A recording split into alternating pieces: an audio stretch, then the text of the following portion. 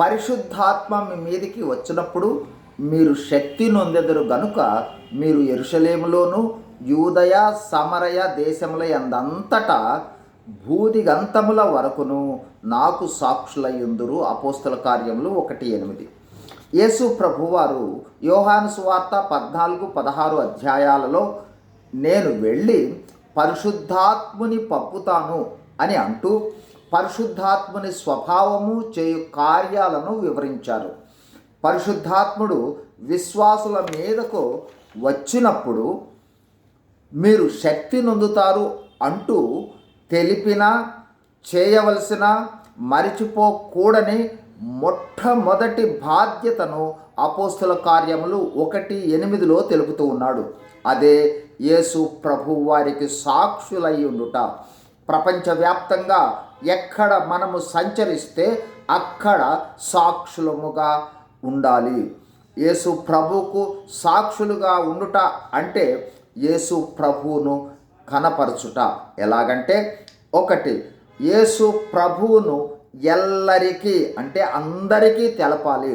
ఎలాగంటే సువార్త ప్రకటన ద్వారా, అంటే యేసు ప్రభువు వారి మరణ, భూస్థాపన, పునరుద్ధానాలను ప్రకటించాలి.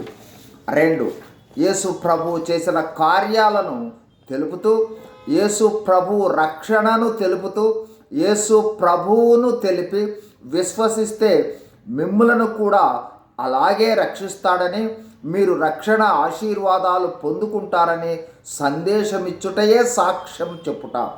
3, మన మీదకు మనలోనికి వచ్చిన పరిశుద్ధాత్మ అధీనంలోనికి మనము వెళ్ళి క్రీస్తును మన జీవితము ద్వారా వెల్లడి చేయాలి. మనమే సువార్త ప్రతిరూపాలుగా ఉండాలి. అదే సాక్ష్యమిచ్చుట అంటే.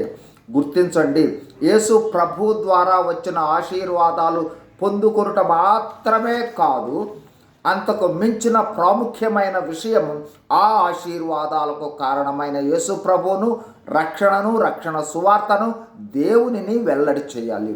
సువార్త ప్రకటిస్తున్నామా? మరి సువార్త వలె జీవిస్తున్నామా? రక్షణ సాక్ష్యాన్ని పంచుకుంటున్నామా?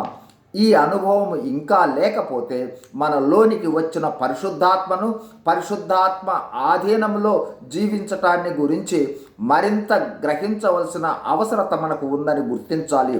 సువార్తను ప్రకటిద్దాం. అనేకులను సువార్తను ప్రకటించు వారిగా ఉండేందుకు ప్రయాసపడదాం. God bless you. Thank you.